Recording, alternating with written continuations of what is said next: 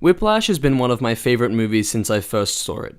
I was incredibly impressed by it then, and watching it now, I am still incredibly impressed by it, perhaps even more so than before. I think the underlying themes of the film are very engaging, and most of all, very well thought out. There's a surface level ending to Whiplash, and then there's what actually happened based on the things that came beforehand, which is something that stuck with me after the film. Part of me wants to say that this same story and power dynamic could be applied to any situation and still tell the story. But music as a craft is intricate enough that Fletcher's criticisms of Andrew are entirely valid. The story of Whiplash is one of ambition and the pursuit of perfection.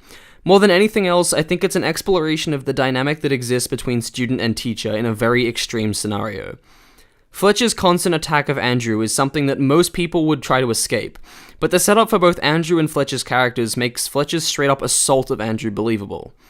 That is in the sense that Andrew would try to endure it for whatever benefits he sees at the end. The ambition that Andrew is shown to have is reason enough to believe that he would put himself through hell if he thought there was something beneficial at the end. This, in combination with the isolation that he faces from his peers, is in the end what I think puts Andrew in a position to be completely submissive to Fletcher.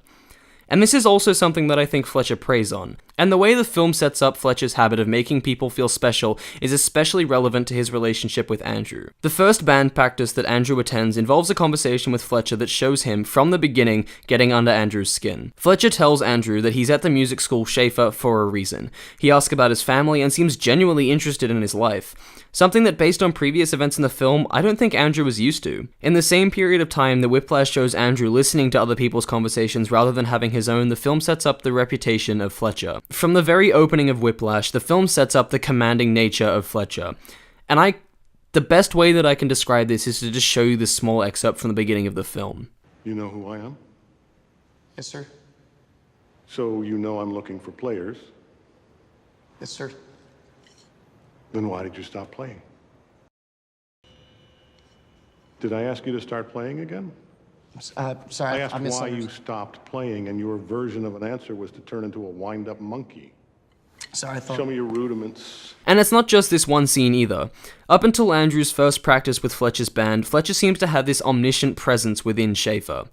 Waiting at the door during rehearsals, making surprise appearances during Andrew's individual practice, despite not actually showing anyone outside of Schaefer saying anything about Fletcher, or having any real reputable source to back it up, Whiplash uses Fletcher's character to create this sense of importance without ever actually backing it up. So as unbelievable as it may be, I was completely understanding of the position of both characters, because Whiplash spends time setting up the context of both Andrew and Fletcher's motivations.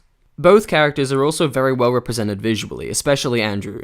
The cinematography does a brilliant job of visually identifying any motivations or issues associated with Andrew.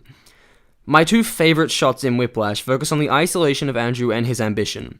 The opening shot is a long shot of Andrew at night with his drums, which I personally think is a great way of showing both his commitment by showing that he stays to practice long after everyone has left, and his isolation. The wide angle of the shot shows an entire hallway with no one in it.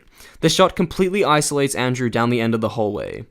The other shot that I love is a close-up of Andrew looking in on the studio band practice session, which again isolates him by placing him outside the room and shows his ambition by having him look in at the room. In the same way, the sound mixing is also really well done. Throughout Whiplash, Andrew doesn't really interact with those around him, and the film has a way of emphasizing this by isolating other people's conversations when Andrew is alone. The sound mix doesn't isolate each conversation in an overly unnatural way either. It's a very environmental sounding thing, like Andrew is just focusing on one conversation more than those around him. The mixing of the live performances is also really well done.